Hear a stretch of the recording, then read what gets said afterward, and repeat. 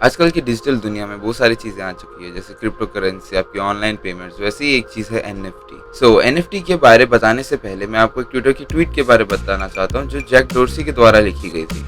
Jack dorsi Twitter के को founder है और ये है उनकी वो ट्वीट। ये ट्वीट 2,915,835.47 सेंट्स में खरीदी गई थी। और बस ये ट्विटर की ट्वीट ही नहीं है, ऐसे बहुत डिजिटल एसेट्स है इंटरनेट की दुनिया में आजकल। जैसे किसी बास्केटबॉल प्लेयर ने गोल डालते समय उसका एक गिफ्ट बना दिया, आपने उसको एक एनएफटी बना के बेच दिया उसको $1,000,000 में। ऐसे किसी ने कुछ ड्रॉ किया, उसको $1,000,000 में बेच दिया। ऐसे ही डिजिटल एसेट्स को हम एनएफटी कहते हैं।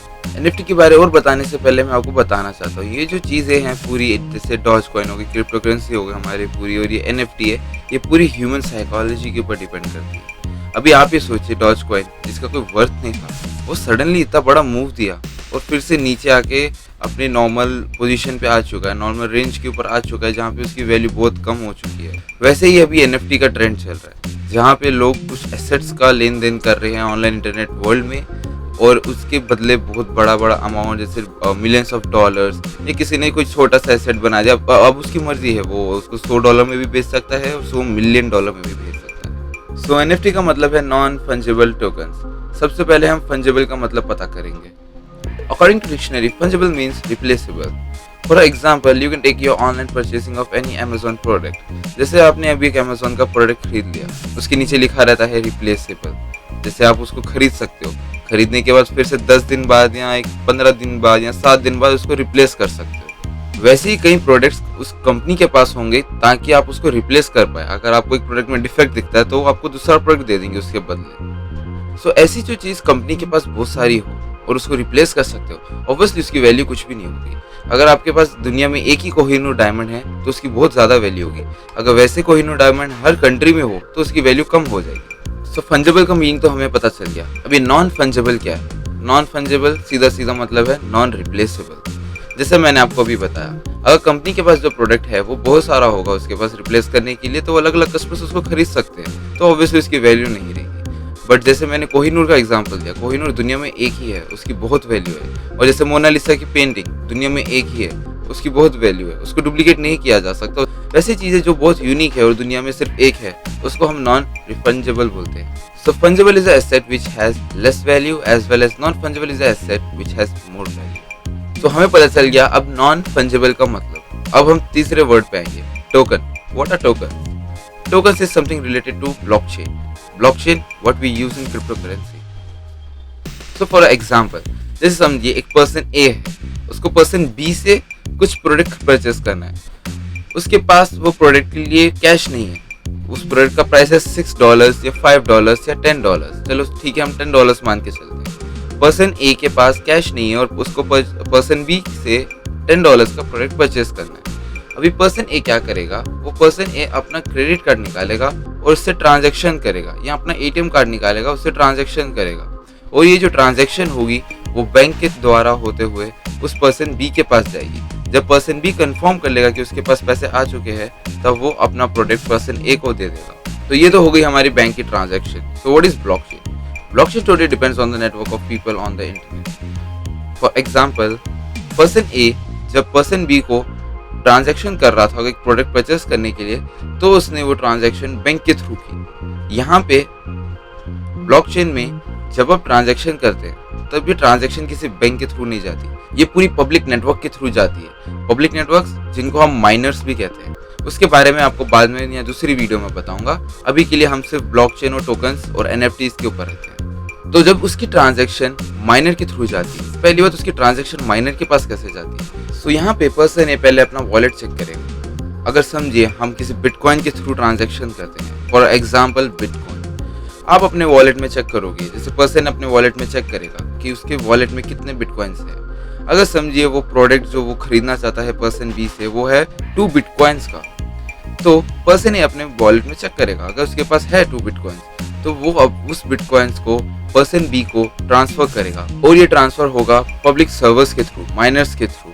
माइनर्स हमारी ट्रांजैक्शन को कंफर्म करेंगे। अगर उन्होंने देखा कि हाँ पर्सन ए के पास सच में 2 बिटकॉइन है पर्सन बी को भेजने के लिए, तो वो उस ट्रांजैक्शन को एक्सेप्ट कर लेंगे और बाद में जब पर्सन बी को वो ट्रांजैक्शन एक्सेप्ट मिल जाएगी, वो कंफर्म कर लेगा, तब वो प्रोडक्ट पर्सन ए को दे सकता है।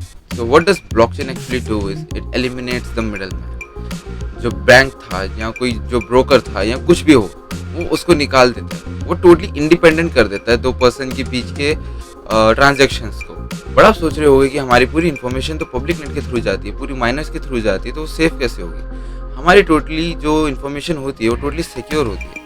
हमारा जो ट्रांजैक्शन हो रहा होता है वो कभी एक सिंगल माइनर हमारे ट्रांजैक्शन या हमारे लोकेशन या हमारे वॉलेट के अंदर कितने कॉइन्स है कभी नहीं पता करता। सिमिलरली मैंने आपको बता दिया, जैसे पर्सन ए को पर्सन बी से ट्रांजैक्शन करना था तो नेटवर्क के थ्रू किया उसने और वो एक्सेप्ट हो गया। समझिए पर्सन ए के पास बिटकॉइंस थे ही नहीं, उसको पर्सन बी को भेजना था। तो जब पर्सन ए के पास समझे सिर्फ 1 बिटकॉइन है उसके वॉलेट में, तो पर्सन ए क्या करेगा, पर्सन ने ट्रांजैक्शन डालेगा नेटवर्क में और वो नेटवर्क कंफर्म करेंगे कि अगर उसके पास 2 बिटकॉइंस है तो वो ट्रांजैक्शन को एक्सेप्ट करेंगे, एज वेल एज अगर उसके पास 2 बिटकॉइंस नहीं है तो वो ट्रांजैक्शन को डिक्लाइन कर देंगे।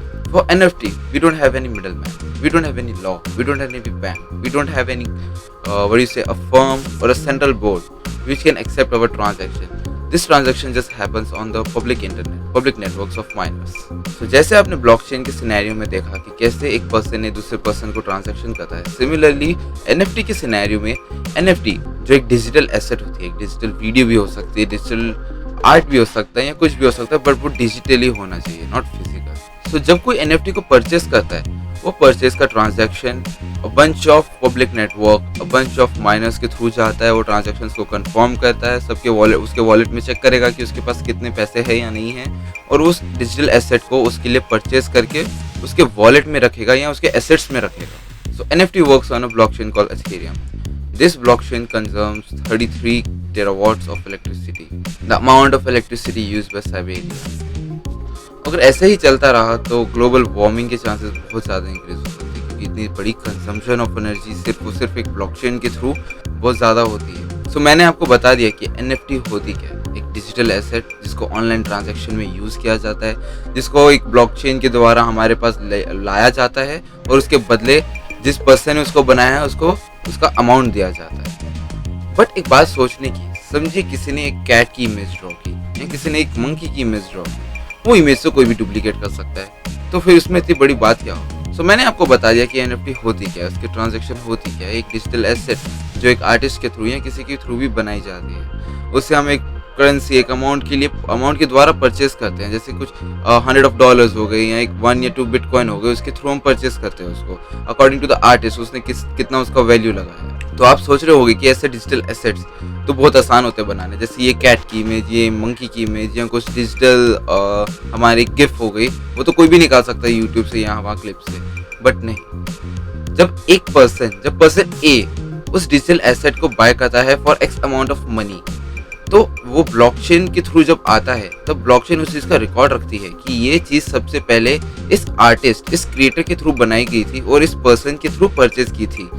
अगर कोई तीसरा पर्सन या दूसरा पर्सन उस चीज़ को डुप्लीकेट करके भी आ जाता है तो उसको डुप्लीकेट माना जाएगा, उसको ओरिजिनल कभी नहीं माना जाएगा। जैसे मोनालिसा की पेंटिंग तो एक ही है, बट अगर आप उसको ज़ेरॉक्स करते हो जो पॉसिबल नहीं है, बट अगर आप उसको डुप्लीकेट करते हो और उसको लेके आते हो तो उसकी ओरिजिनलिटी साफ पता चल जाती है। तो वीडियो की स्टार्टिंग में आपको मैंने बताया था कि NFT के बारे में बताने से पहले मैं बताना चाहता हूँ ये सब ह्यूमन साइकोलॉजी के ऊपर डिपेंड करता है। तो आप एक बात सोचिए, मैं आज के दिन एक हैट की इमेज बना के उसको बेचने लगा दूंगा एक $100 के लिए, अगर वो बिक जाएगी, किसी पर्सन ने खरीद ली उसको $100 के लिए, तो वो पर्सन उसी चीज़ को आगे जाके बेच भी सकता है। तो ये पूरा ह्यूमन साइकोलॉजी के ऊपर डिपेंड कर रहा है। वो पर्सन सोच रहा है कि वो चीज़ रियल में, बट वो रियल में है ही नहीं।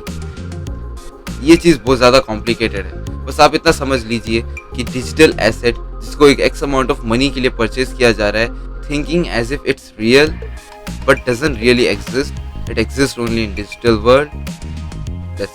जैसे मैं आपको एक एग्जांपल देता हूँ अबाउट अ बिटकॉइन एक समय था जब उसका ट्रेंड आया था, उस समय में वो ट्रेंड के साथ उठा था, फिर वो गिरा भी था, बट अभी धीरे धीरे बढ़ते बढ़ते वो एक स्टेज पर पहुंच चुका है जहाँ पे वो $55,000 या $60,000 के ऊपर स्टेबल रहना सीख गया। वो स्टेबल रह रहा है वहाँ पे। And even we can see example of Dogecoin. Dogecoin जिसका ट्रेंड उठा था वो बहुत ऊपर भी गया और नीचे भी गिर चुका है। अब वो नीचे ही रह रहा है, वो शायद बढ़ने की कोशिश नहीं कर रहा, या वो शायद उसमें अंदर कैपेसिटी नहीं है वो बढ़ सके।